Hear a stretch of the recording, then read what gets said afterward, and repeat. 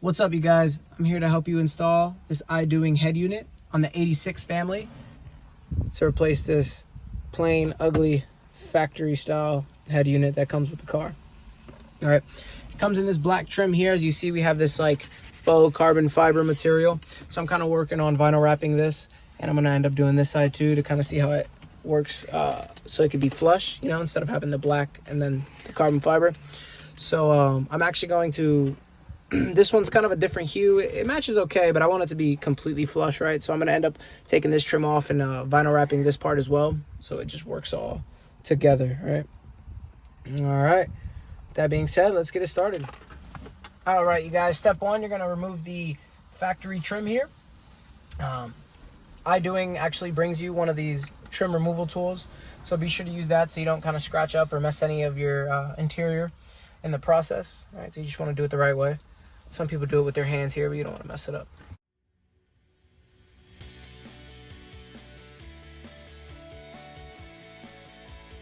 I like to take this part off just to make it easier for this. You don't necessarily have to take this part off, but I like to kind of get in here.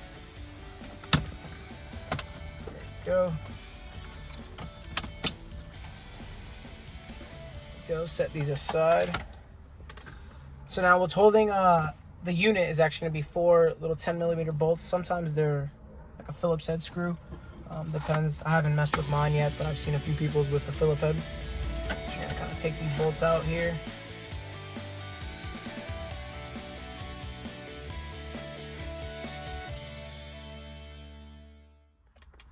Alrighty, when you get the 4 screws out, you're going to carefully pull out the whole head unit. Right, don't pull too hard because there's a bunch of harnesses connected in the back. What I like to do is get a clean microfiber towel. I mean, it doesn't have to be microfiber one, but I like to just cover the stick shift here because as you pull it out, the head unit's going to kind of rest on here. You don't want to scratch or mess anything up, right? So just make everything nice and clean. Don't be in a rush as you do this. There's going to be a bunch of plugs back here. These harnesses. Just going to one by one take out each one.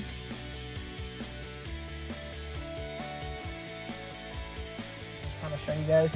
There's a decent amount of plugs back there. You're just gonna take everything out, right? You're just gonna unplug everything, just pull it out. Again, be careful. You don't want to yank too hard. Each one has those little safety clips. All right. Boom. And there you go. There you have it. Your head unit's out. All right, you guys. Now that we have the factory head unit out, we're gonna talk about the wiring here. Right, everything is essentially pretty plug and play. You do have to kind of splice one little wire here. To get your front speakers working. Some models have some interference with that, but that's super easy. I'll walk you through that, right? So this is all the OEM harness that comes with the car. Everything here was plugged directly in to the, I know I kind of skipped a little bit of it, but I just unplugged everything. All this was in the factory head unit, right? All right, this looks crazy, but I promise you this is not that bad. So if you want, you can kind of pause here instead of hearing me walk through this. If you want to just kind of plug in and match the same kind of diagram I got going on here, or the same layout I got, this will give you no problems. I'm going to walk you to them individually as well. All right, let's get to it.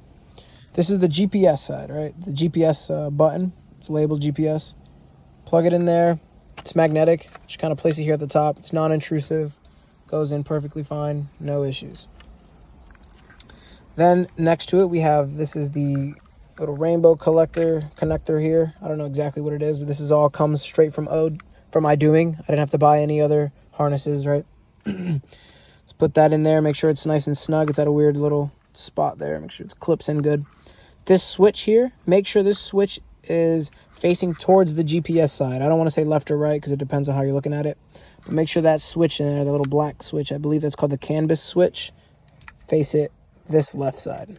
All right, that's crucial. I kind of was running into a little bit of issues because it was off instead of on earlier. Now this right up here, it's labeled CNKET.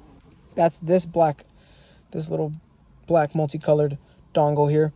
It also is has a diagram for you to kind of show you. It's kind of sunny there to kind of show you exactly where it goes. Just make sure it's right up there. This is in order to keep the stock reverse camera without having to buy any harnesses or anything, and the stock button controls as well. I have a 2016 that doesn't have any steering controls, steering wheel controls, but it does have a stock reverse camera, which can still be used here, plug and play, with the Idoing head unit. All right. Now we'll work to this right side here. Next, we're going to have this blue dongle right in here. This one is actually for the mic, right? This blue one here plugs in there. I'll show you guys what I did with the mic, actually. This is the headphone jack that goes in the mic. All right. What I did was open this bad boy up. I also opened the light up.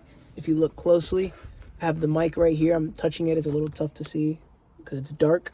Right, I put the mic there. I used some 3M tape to stick it to the top. I ran the cable all the way through. Boom, boom, boom. Kind of hit it and ran it up here. All right. Just kind of work along the side of the trim. Goes along. Looks nice. Looks flush OEM. And that's going to plug directly into that right over here. All right. Keeps a nice OEM look here. So you just plug that bad boy back in here and you are good. All right, so that's what this blue one here is for. This pink one ends with the USB, right? You grab the USB part and this green piece here. This is to keep this working, right? To keep the stock OEM USB working. All right, so that's what this is here. That's going to be plugging in directly into this green thing.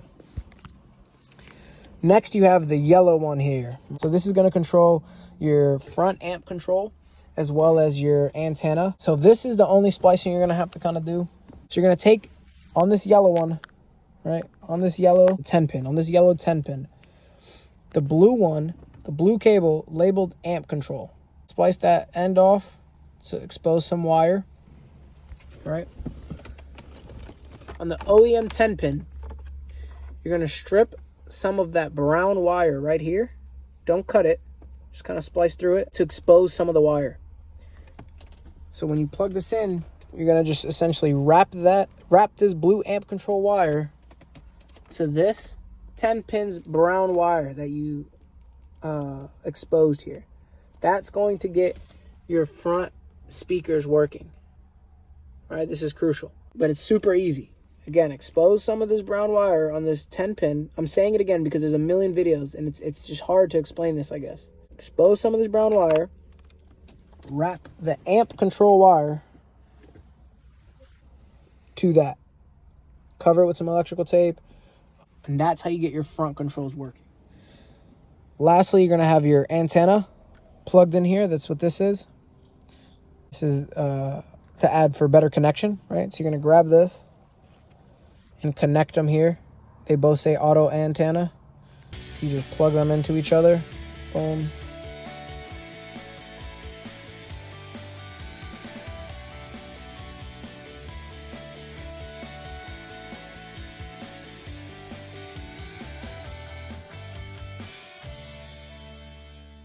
I forgot to mention this earlier.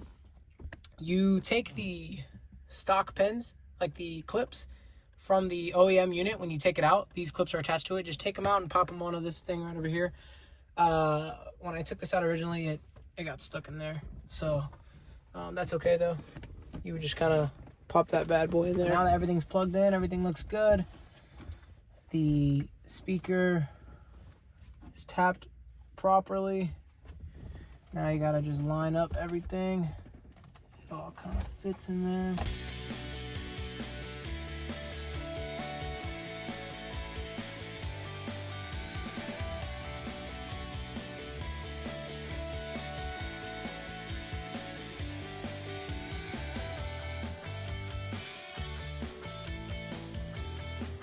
It's a little tripod here.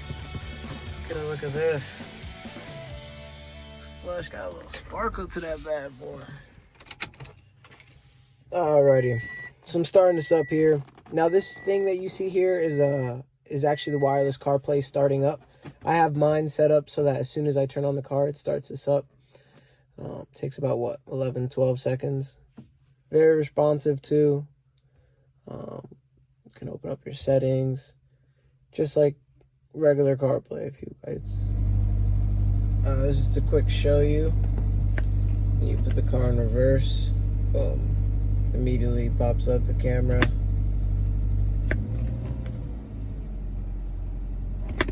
And look Scan, boom. It's good. It's all good there. All right. Now these lines here, they're customizable in the head unit's settings. So you can change them, take them off, turn them on, and do whatever suits your preferences. It's dark mode right now. You could put it on automatic or always dark. Go to your music, answer texts, do whatever you gotta do. Like I said, right now I'm kind of in the middle of customizing everything. This is called Nova Launcher. So you can kind of put some widgets here and do whatever you want to do. There's your apps that come there. Kind of make it look good there.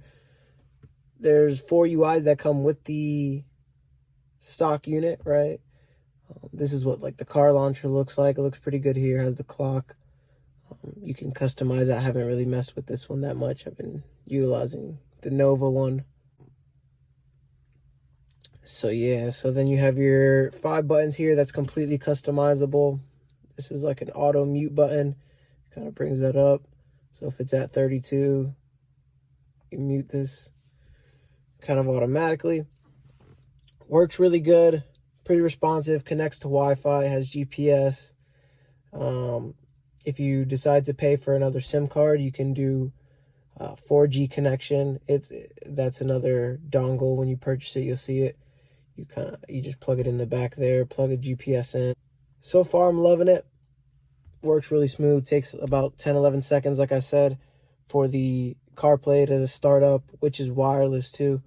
It's probably faster with the wired one, but I like the whole wireless look. Looks super clean. You can bring up, this is Google here. It just looks clean. Looks like the way the BRZs should have came, right? Thank you all for watching. I hope this tutorial helped you out. If you have any questions, feel free to comment them below. I have to give a big shout out to the Idoing crew for making such a good quality unit.